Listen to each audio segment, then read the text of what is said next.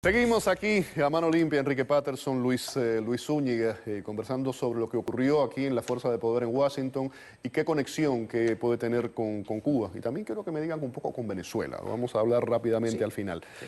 ¿Ha cambiado el exilio cubano-americano, el llamado exilio histórico? ¿Cómo vota? ¿Cómo ven el tema del embargo? ¿Cómo ven el tema de Cuba? Se dice que lo que ocurrió en la elección demuestra lo contrario, han estado vendiendo de que sí había cambiado. Enrique me decía que él no lo considera así, ¿cómo lo ves tú? No, yo creo exactamente que no ha cambiado. Y no ha cambiado por este factor, que es el siguiente. La primera generación acá de hijos de cubanos-americanos, en su inmensa mayoría siguieron la línea de los padres en el tema de Cuba, que no conocían directamente el tema de Cuba, solamente lo conocían por los padres, y por lo tanto las opiniones de ellos tendieron a coincidir con la de los padres.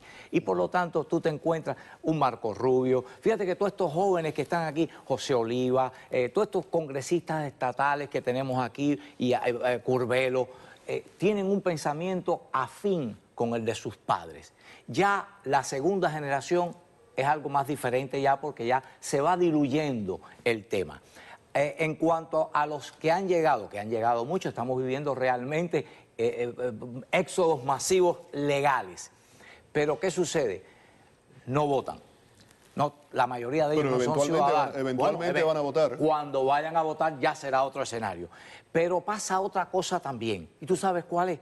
Que cuando vienen de Cuba vienen saturados de política, vienen saturados de todo eso y no quieren oír hablar nada de política. Para ellos la política es fea porque en Cuba era fea la política. Y entonces llegan aquí y no... Y se dan cuenta, he hablado con muchísimos, no quiero decir nombres ni por ciento, pero son muchos los que te dicen, yo he empezado a querer a Cuba en el exilio, porque la Cuba que yo vivía allí la detestaba porque era opresiva, era agresiva, y los patriotas de la independencia me los ponían como secuaces de la revolución. Hay algunos que dicen que han aprendido a conocer a José Martí en el exilio. En el exilio. Entonces, cuidado, porque puede haber un cambio. Yo quería apuntar algo, ¿no? Yo sí pienso que o sea, siempre las comunidades tienen un cambio, ¿no?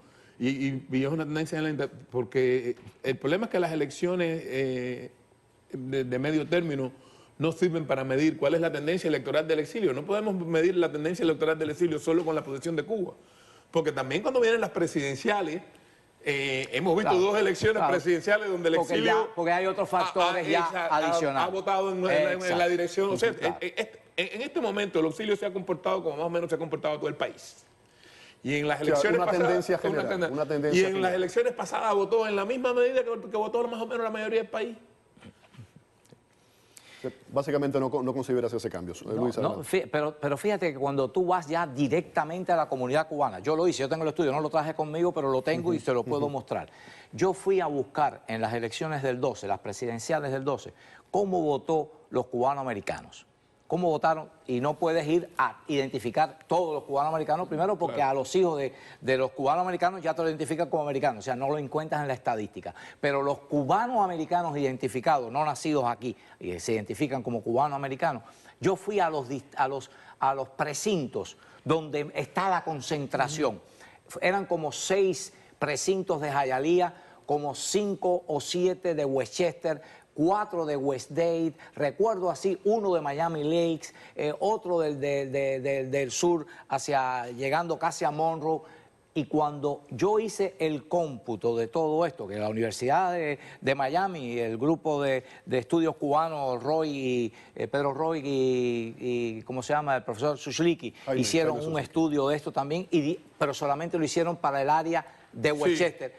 Tuvo el mismo resultado, y fue la votación de 2-1. O sea, 2-1 por Romney en este caso y 1 por Obama. O sea, fue 63 o 64% a 36.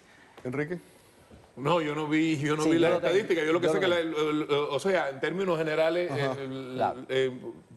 contando a los jóvenes y todo eso. Ahí está, porque vienen entonces las otras variables que no te permiten un análisis exacto estadístico. La votación, por ejemplo, cubanoamericanos, políticos cubanoamericanos, hay 5 congresistas, hay Bueno, ahora hay 3 uno más. senadores, Ahora hay uno más. 5 con este. Con Alex Mooney. Yo lo conozco a Alex Mooney. Me han dicho Alex- que es sobrino de Javier sobrino de Suárez. Javier Suárez. Yo lo Sí. conocí cuando él era senador estatal en Maryland. Yeah. Yo lo conozco en Washington. Yeah. Cuando yo estaba en la delegación de Estados Unidos en Naciones Unidas, una vez en una reunión que había, él habló. Pero el tema de estos 8, Sí. son 5, ¿no? 5 congresistas, 3 senadores. Solamente hay un demócrata, que es en el caso de Sí, Bob, Albio de Bob- Siles. de- no, de Bob Menéndez. Bueno, no, Albio Siles es Albio Siles, demócrata. No, son 2. Sí, son dos. Albio Siles como dos congresista. demócratas. Uno solo como congresista y uno Y de uno como- senador. Y uno de senador, Exacto. que es un senador. Pero lo que sí hay es cohesión en todos. Todos tienen una posición firme con respecto Con el tema a de Cuba. Sí. Con el tema de Cuba. Sí. América Latina en general, estábamos hablando de Cuba, ese grupo, esa línea de los países del ALBA, desde Venezuela, Bolivia, Ecuador, Nicaragua, y podemos tal vez poner el gobierno más populista de Argentina en todo esto. Cambios de nuevo en Washington con relación a la política hacia esos países. Yo pienso que va a venir una línea un poquito más dura, no demasiado, pero va a venir una línea un poco más dura, pero realmente lo que está matando a esa gente no es la política. Lo que está matando a esa gente es la producción norteamericana de energía. Claro. O sea, Has tocado una tecla. Muy interesante, claro. Has tocado una tecla bien interesante. realmente el proyecto bolivariano se está Sí. cayendo por sí mismo porque ellos no entienden bien de aritmética, porque hay un problema de aritmética y no contaron con la capacidad tecnológica de este país iba a hacerlo independiente de energía. Entonces los precios de la energía bajan y cuando el barril ya se acaba el proyecto se acaba Y fíjate si por está, financiamiento. y fíjate si está ahí la clave, que en este momento, la proyección de Estados Unidos es ya de un exportador de petróleo.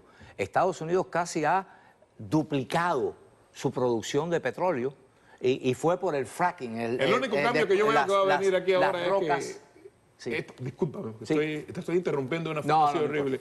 Yo pienso que este Congreso va a aprobar con más facilidad permitir que los Estados Unidos vendan petróleo y gas. Pienso que Exactamente. pensando en el mercado europeo, Exactamente. pensando en Rusia y en Ucrania Ahí está la clave. y en hacer independiente a Ahí Europa. está. Y eso es poner a los estratégico. iraníes a que tengan que negociar el ponerle fin a su experimento Y nuclear. entonces, a mí me parece que eso sí va a ser un definitivamente. factor.